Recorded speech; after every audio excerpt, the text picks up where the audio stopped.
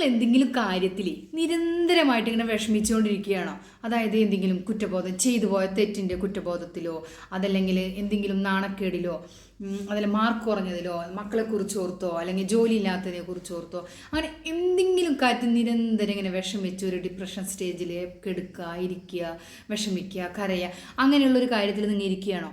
എന്തെങ്കിലും കാര്യത്തിലൊക്കെ വീടില്ലാത്തതിനെ കുറിച്ചോ അല്ലെങ്കിൽ നല്ല ജോലി കിട്ടാത്തതിനെ കുറിച്ച് അങ്ങനെ എന്ത് തന്നെ ചിന്തിക്കുന്ന വ്യക്തികളാണെങ്കിൽ പോലും നിങ്ങൾ ചിന്തിക്കേണ്ട കാര്യം അതിൻ്റെ ഓപ്പോസിറ്റ് ആയിട്ടുള്ള കാര്യം ചിന്തിക്കുക. നമുക്കിപ്പോൾ ചെയ്തു പോയ തെറ്റിന് കുറ്റബോധമുള്ളവരാണെങ്കിൽ നമുക്ക് എന്ത് ചെയ്യുക, ഇങ്ങനെ കെടുക്കുകയാണ്, നമ്മളുടെ ജീവിതം ഇങ്ങനെ പരന്ന് കെടുക്കുകയാണ്. നമുക്ക് എന്ത് ചെയ്യാം, ആ ചെയ്തു പോയ തെറ്റുകൾ ഇനി ആവർത്തിക്കാതിരിക്കാനും നല്ല കാര്യങ്ങൾ ചെയ്യാനായിട്ട്. അപ്പം നിങ്ങൾ പതുക്കെ ആ നല്ല കാര്യങ്ങളിലേക്ക് തിരിയുക. പിന്നെ എന്തെങ്കിലും കാര്യത്തിൽ നമുക്ക് ജോലി കിട്ടിയിട്ടില്ലെങ്കിൽ നല്ല ജോലി കിട്ടുന്നതായിട്ട് സ്വപ്നം കാണാം.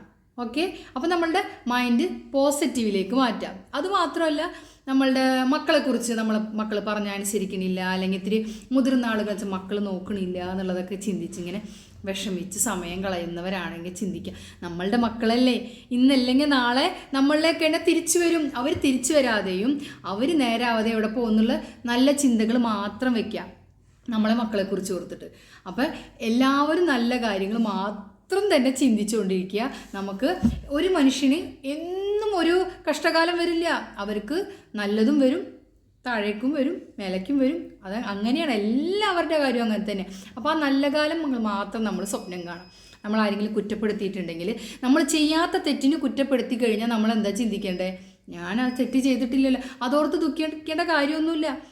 മനുഷ്യനാണ് നമ്മളുടെ, അതായത് നമ്മളെ ചുറ്റുപാടുള്ള ആളുകൾ അത്ര വലിയ ഭയങ്കര പ്രശ്നക്കാരൊന്നുമല്ല.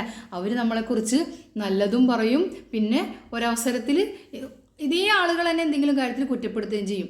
അത് തിരിച്ചും വീണ്ടും അവരെന്ത് ചെയ്യുക, നമ്മളെ രണ്ട് കൈയും നീട്ടി സ്വീകരിക്കുന്ന ഒരവസരം വരും. അത് നിങ്ങൾ സ്വപ്നം കാണാം. നമ്മൾ നല്ലത് മാത്രം ചെയ്യുക, പ്രവർത്തിക്കുക. ഇതാണ് നമുക്ക് വേണ്ട ഡ്യൂട്ടി. നമ്മൾ ചെയ്തു നോക്കിയേ, ഒരു കാര്യത്തിനും വിഷമിക്കേണ്ട.